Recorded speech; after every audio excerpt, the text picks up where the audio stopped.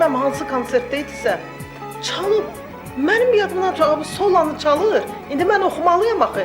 Mən dayanıb baxıram ona. Fikrimdən çıxıb mən özümü eləmişəm tamaşaçı, eləmişəm dinləyici. Bu gör necə ovsunlayıb ki, mən oxumaq yerinə hətta üzümü çördüm xalqa dedim ki, belə çalğı olar, belə sənət olar.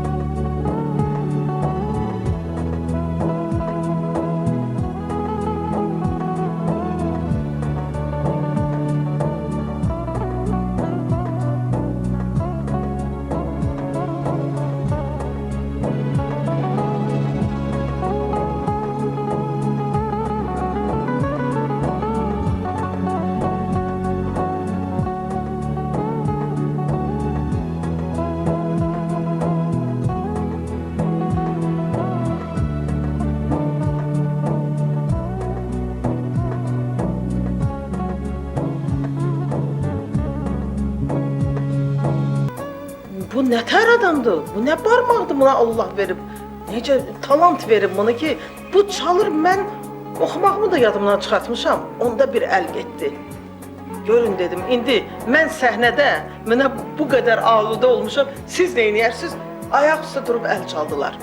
Mənə elə gəlir, dünyada nə qədər gözəl sözlər var, onun haqqında deyilsə və bir mən yox, onun pərəstişkarları dünya qədərdir. Rəmişi istəməyən mənə elə gəlir ki, özünü istəmir. Onun haqqında söhbətlər ola bilər, geçsin. Yaxşı sənətkardır, böyük sənətkardır. Çox böyük, virtüöz sənətkardır. Nə bilim, kimlərlə mən müqayisə eləmirəm onu. Düzdür ya. Bu nə tər adamdır, bu nə barmaqdır buna Allah verib.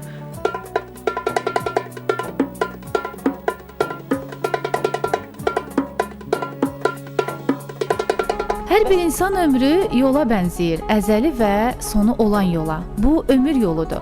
Bir də var tale yolu, sənət yolu. Həmin yolu hər bir sənətçi özü istedadı, fərasəti, zəhməti ilə qarış-qarış açıb, şırım-şırım çəkib. Yolun keşikçisi də fərdin özü olub. Onu koldan, kostan təmizləyən də. Heç ağlıma gəlməzdi ki, nə vaxtsa həmin sənətçi ilə yol yoldaşı olacam. Onun evinin qonağı olacam. Həmin sənətçi öz acılı, şirinli günlərindən həqiqətləri məhz bu həqiqətdir proqramında paylaşacaq.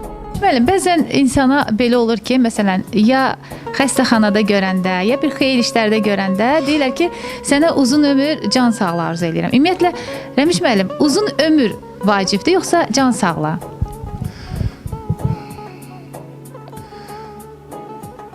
Can sağ olmayandan sonra uzun ömür mənim nəyimə lazımdır ki? Xəstə canla 1000 il yaşamaqdansa, elə bir 10-15 gün sağ canla yaşamaq kifayət eləyir.